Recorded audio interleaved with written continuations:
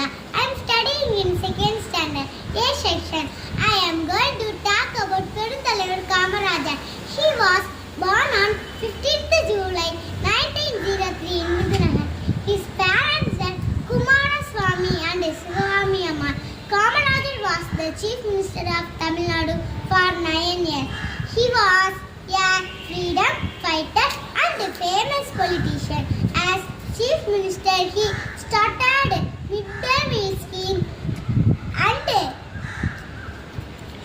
he built many schools and provided free education for all.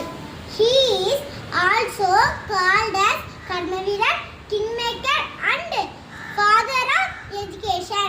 Kamarajar passed away on 2nd October 1975 in 1976. He awarded Bharat Ratna by the Indian government. Thank you all of you.